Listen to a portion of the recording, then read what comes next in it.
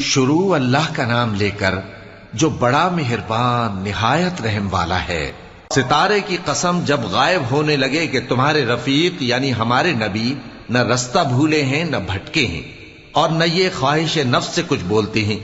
یہ قرآن تو ایک وحی ہے جو ان کی طرف بھیجی جاتی ہے، ان کو نہایت قوت والے نے سکھایا یعنی جبرائیل نے جو طاقتور ہیں۔ پھر وہ پوری طرح بیٹھے جبکہ وہ آسمان کے اونچے کنارے پر تھے، پھر وہ قریب ہوئے، پھر مزید نیچے آ گئے تو وہ 2 کمان کے فاصلے پر ہو گئے یا اس سے بھی کم۔ پھر اللہ نے اپنے بندے کی طرف جو حکم بھیجا سو بھیجا۔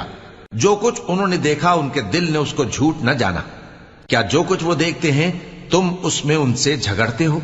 اور انہوں نے اس کو یعنی جبرائیل کو ایک اور بار بھی اترتے دیکھا ہے سدرۃ المنتہا کے پاس۔ اسی کے پاس ہمیشہ رہنے کی بہشت ہے، جبکہ اس بیری پر چھا رہا تھا جو چھا رہا تھا۔ ان کی آنکھ نہ تو اور طرف مائل ہوئی اور نہ حد سے آگے بڑھی۔ انہوں نے اپنے پروردگار کی قدرت کی بہت ہی بڑی بڑی نشانیاں دیکھی۔ بھلا تم لوگوں نے لات اور عزا کو دیکھا اور تیسری مورتی یعنی منات کو؟ مشرکو، کیا تمہارے لیے تو بیٹے ہوں اور اللہ کے لیے بیٹیاں؟ یہ تو بہت ہی بے انصافی کی تقسیم ہوئی۔ وہ تو صرف نام ہی نام ہے جو تم نے اور تمہارے باپ دادا نے رکھ لیے ہیں، اللہ نے تو ان کی کوئی سند نازل نہیں کی۔ یہ لوگ محض خیال و گمان اور خواہشات نفس کے پیچھے چل رہے ہیں، حالانکہ ان کے پروردگار کی طرف سے ان کے پاس ہدایت آ چکی ہے۔ کیا جس چیز کی انسان آرزو کرتا ہے وہ اسے ضرور ملتی ہے؟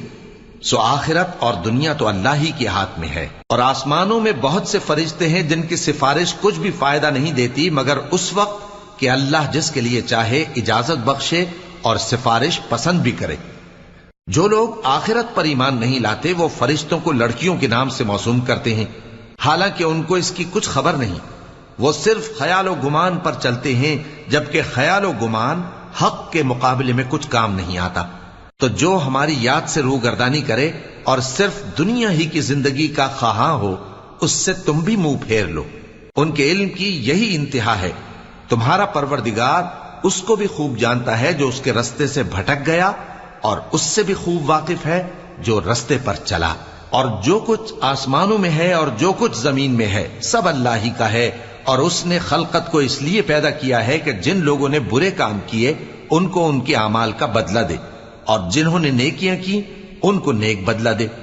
جو صغیرہ گناہوں کے سوا بڑے بڑے گناہوں اور بے حیائی کی باتوں سے اجتناب کرتے ہیں، بے شک تمہارا پروردگار بڑی بخشش والا ہے۔ وہ تم کو خوب جانتا ہے۔ جب اس نے تم کو مٹی سے پیدا کیا اور جب تم اپنی ماؤں کے پیٹ میں بچے تھے تو اپنے آپ کو پاک صاف نہ جتاؤ۔ جو پرہیزگار ہے وہ اس سے خوب واقف ہے۔ بھلا تم نے اس شخص کو دیکھا جس نے منہ پھیر لیا اور تھوڑا سا دیا پھر ہاتھ روک لیا؟ کیا اس کے پاس غیب کا علم ہے کہ وہ اسے دیکھ رہا ہے؟ کیا جو باتیں موسیٰ کے صحیفوں میں ہیں ان کی اس کو خبر نہیں پہنچی؟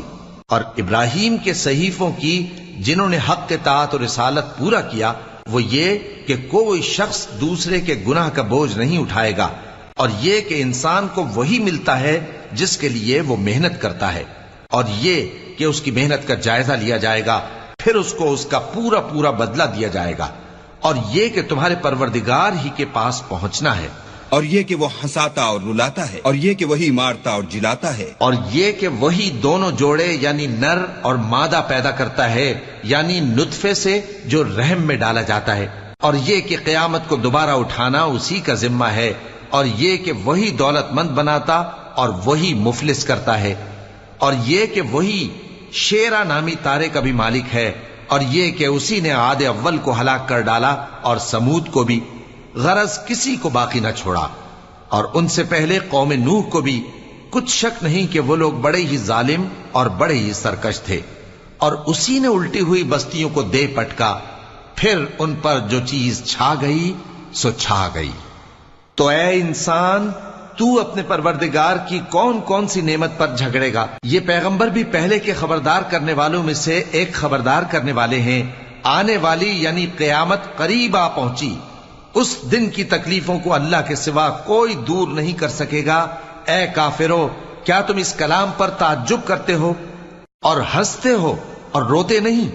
اور تم غفلت میں پڑے ہو تو اللہ کے آگے سجدہ کرو اور اسی کی عبادت کرو۔